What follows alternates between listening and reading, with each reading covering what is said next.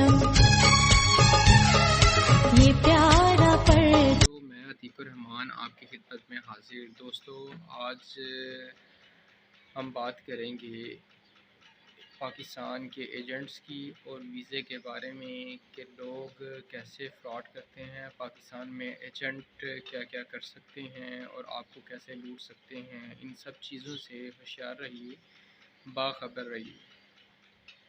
दोस्तों, अगर आप दुबई जाना चाहते हैं, आप सऊदीया जाना चाहते हैं, आप गल्फ़ की किसी भी कंट्री में जाना चाहते हैं, तो उसके लिए आप इस चीज़ को कंफर्म कर लें कि वीज़ा की फ़ीस क्या है, वहाँ पहुँच के आपकी सैलरी क्या है और वहाँ आपका रहने का बंदोबस्त क्या है। आपको कंपनी रहने के लिए जगह दे रही है, आपको खाना दे रही है, उसके बाद सैलरी कितनी होगी, पूरी कैलकुलेशन करने के बाद आपको जब तसल्ली हो जाए कि हाँ जी वीज़ा ठीक है, सैलरी ठीक है, इतनी सैलरी मुझे बच जाती है कि मैं पाकिस्तान से अच्छा कमा सकता हूँ और सेविंग कर सकता हूँ, फिर आप बाहर जा सकते हैं।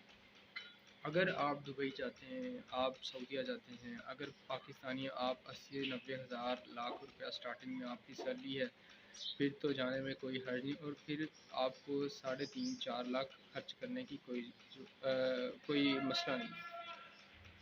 वैसे तो गल्फ़ में सबसे पहले तो कानून ये होता है कि जो भी कंपनी वीज़ा, ज़्यादातर कंपनी वीज़ा फ्री देती हैं और एजेंट्स जो होते हैं वो अपनी क्या कहते हैं, कमीशन क्या पूरे वीज़े के पैसे एजेंट्स करते हैं क्योंकि आपको वीज़ा दे रहे होते हैं। लेकिन लीगल तरीके से जो वहाँ की फ़ीस का प्रोसीजर है वो मैं आपको बता दूँ। वहाँ जो एक्सपेंस होते हैं, एक्सपेंस डाल के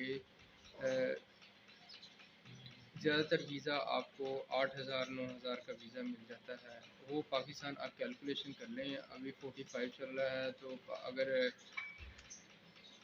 ये 3,60,000 होता है। लेकिन ये 3,60,000 में 3,000 सिक्योरिटी फ़ीस होती है जो आपको वीज़ा कंपनी देती है, वो पे करती है। और जब आप वीज़ा कैंसलेशन करते हैं तो कंपनी वही जो 3,000 दरहम होता है, पाकिस्तान की कैलकुलेशन कर लें तो 1,60,000 या 50,000 है, वो क्या कहते हैं, कंपनी को वापस चला जाता है।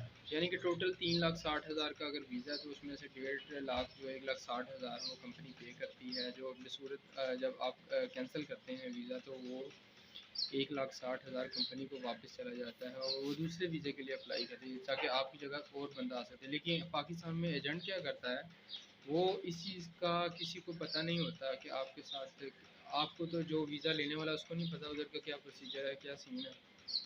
एजेंट आपसे कहता है मुझे 3.5 लाख दे दो, 4 लाख दे दो, तो वो 1,60,000 उसमें शामिल होते हैं, वो आपसे ले लेता है, आपके पैसे चले जाते हैं। एक तो वो अपनी कमीशन भी ले लेता है आपसे वीज़े की और 1,60,000 वो भी ले लेता है। तो इस तरह से तो एजेंट पाकिस्तान में आवाम को लूट रहे हैं। तो भाई वीज़ा लगवाने से पहले कंफर्म कर लें सैलरी का, रहने का, उसके बाद जो सैलरी बची है एक्सपेंस के बाद ये सारा कुछ आप निकाल लें। उसके बाद जितने पैसे बच जाते हैं तो फिर अगर आपकी सैलरी 2,000 है, 1,800 रुपये तो ठीक है। अगर आपकी सैलरी 1,000 रुपये, फिर आपको जाने की ज़रूरत नहीं है। आपने जो 3,60,000 या 4 लाख आपने दिया होगा वो पूरा साल भी लगे रहें, आपके वीज़े के पैसे पूरे होने वाले नहीं हैं। तो इससे अच्छा यही है कि आप अपनी फैमिली के साथ रह के 25,000 30,000 में आप पाकिस्तान में रह के गुजारा कर लें। हाँ, अगर आपके पास कोई हुनर है तो पाकिस्तान से बेहतर कोई जगह नहीं है। बाहर जाएं, आज़ाद वीज़ा लें, वहाँ पे आप काम करें और पैसा कमाएं अगर आपके पास हुनर है। अगर आपके पास हुनर नहीं है, आपने जॉब पे जाना है, तो लेबर की जॉब में तो बिल्कुल ना जाएं, क्योंकि अगर लेबर की जॉब में जाएंगे तो आप 1 महीना काम करेंगे, 2 महीना काम, फिर आप कहेंगे वापस जाना है कंपनी के, ये हमारे क्या कहते हैं जो पैसे लगे हैं वीज़े के वो हमें दे दो और आप जाओ। तो एक तो आपने पहले 3,60,000 या 4 लाख आपने एजेंट को दिया होना, वो तो एजेंट खा पी गया होना, और जो कंपनी है वो अपना एक्सपेंस मांगेगी कि भाई हमने तो लेना लेना, आपने हमें नहीं दिया, आपने जिससे वीज़ा लिया है आपने उसको दिया, तो आप उससे बात करें। तो बेहतर ये है कि ये सारी चीज़ों को ज़रूर देखें। और फिर आप बहुत सारे फ्रॉडिये लोग यहाँ पे एजेंट बने हुए हैं, ठीक है, वो कहते हैं जी हम आपको वीज़ा देंगे, ये देंगे। होता क्या है, दरअसल ये लिंक होते हैं, वो लिंक इस्तेमाल करते हैं। तो कुछ लोग तो लिंक भी इस्तेमाल नहीं करते, घर बैठे ही कहते हैं आपको वीज़ा देंगे, उनको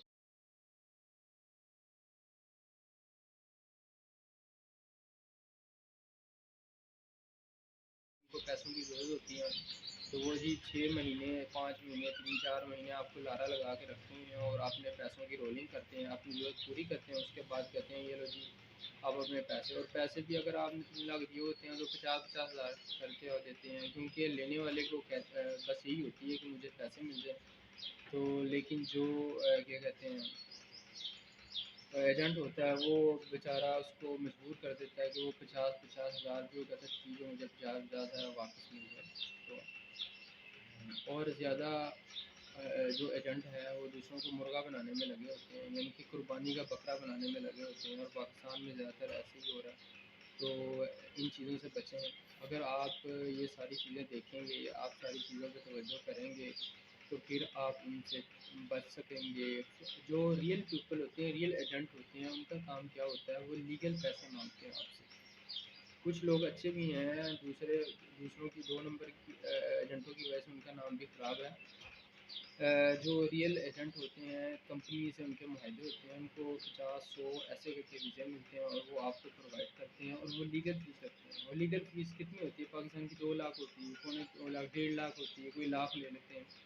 ये होता है ओरिजिनल वीज़ा, जिनमें किसी किस्म का फ्रॉड नहीं होता, वो लीगल वीज़ा होता है जो बगैर किसी लालच के होता है। तो ऐसे और कुछ लोग कंपनी ऐसे भी करते हैं, पाकिस्तान में आती हैं यहाँ पे भाई वो इंटरव्यू करती हैं और टेस्ट लेती हैं, तो बस 50-60 हज़ार लेती हैं, लाख ले लेती हैं, और मेडिकल के ये वो एक्सपेंस लेती हैं, बाद में आपको वीज़ा दे देती हैं और आप लोग जो है बआसानी वहाँ से। बहुत से लोग मैंने देखे हैं वो यहाँ से कंपनियों के थ्रू गए, इंटरव्यू दे के ऐसे गए बगैर पैसों के, बगैर पैसे दिए। और बहुत से लोग ऐसे भी हैं जो यहाँ से एजेंटों को पैसे दे के गए हैं, वहाँ से कुछ तो एजेंट वीज़ा निकाल देते हैं, बुला लेते हैं, अगले एयरपोर्ट पे बैठे रोते रहते हैं कि आगे से मिलता कोई नहीं। ये भी बड़ा तरीका वारदात है एजेंटों का। यहाँ से वहाँ पे एयरपोर्ट पे आपको बुला लेते हैं, वहाँ पे फिर रिसीव नहीं करते, फिर आप केस करते हैं, फिर वहाँ आप जेलों में इधर उधर चलते हैं।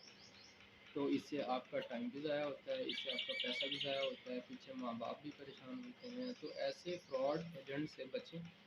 ऐसे फ्रॉडिये हर जगह पे आपको एक ईंट उठाएं तो नीचे फ्रॉडिया मिलेगा, ऐसा ही है। और सही एजेंट मिलना बहुत मुश्किल है, किस्मत से ही मिलते हैं पाकिस्तान में। और कुछ लोग कहते हैं जी स्वीडन का वीज़ा ले लो, इधर का वीज़ा ले लो, उधर का वीज़ा ले लो। ऐसे नहीं करें, जाने से पहले वहाँ की करेंसी की कैलकुलेशन करें कि वहाँ की करेंसी पाकिस्तान के कितने बनते हैं, और वहाँ एक्सपेंस क्या है, वहाँ पे रहने के कितना एक्सपेंस है। जब बाहर के मुल्कों में जाते हैं तो वहाँ पता चल जाए सैलरी तो ठीक है, लेकिन वो अगर रेंट दे दें या खाने का खर्चा निकालें तो पीछे तो बचता कुछ नहीं, तो बंदा फंस जाता है। तो ये सारी चीज़ों की एहतियात करें।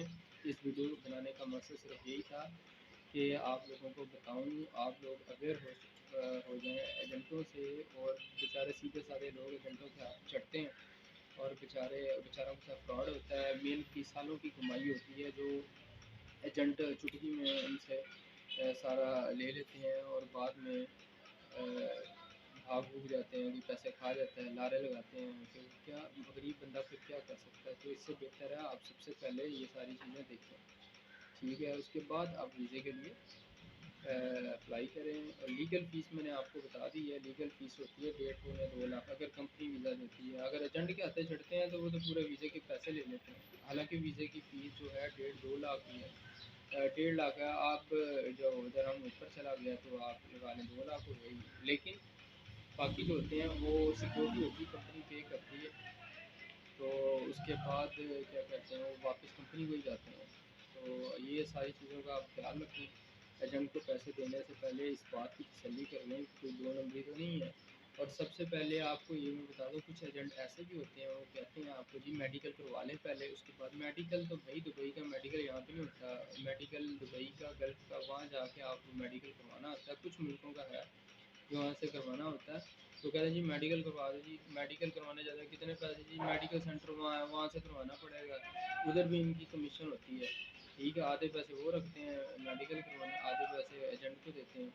तो आपसे वो पैसे उधर से भी खेल लेते हैं, फिर बाकी चीज़ों के पैसे खेल लेते हैं। फिर अब बेचारा आपको तो ऐसे करते करते आपका 5 लाख लग जाता है। हालांकि दुबई है, दुबई 3 घंटे का यहाँ से सफ़र है, लेकिन लूट ऐसे लेते हैं, सब्ज़ बाग ऐसे दिखाते हैं कि बस गरीब आदमी जो अ, पैसा कमाने के चक्कर में होता है वो फंस जाता है। तो ये सब चीज़ों का ख्याल रखें। ऐसे भी मेरे दोस्तों के साथ कुछ मेरे दोस्त थे ऐसे तुर्की जाना चाहते थे, तो तुर्की से उनको वीज़ा आया जी। जब वो इस्लामाबाद पहुँचे तुर्की एम्बेसी में, उन्होंने कहा जी ये स्टैम्प स्टूम ये तो है ही नहीं।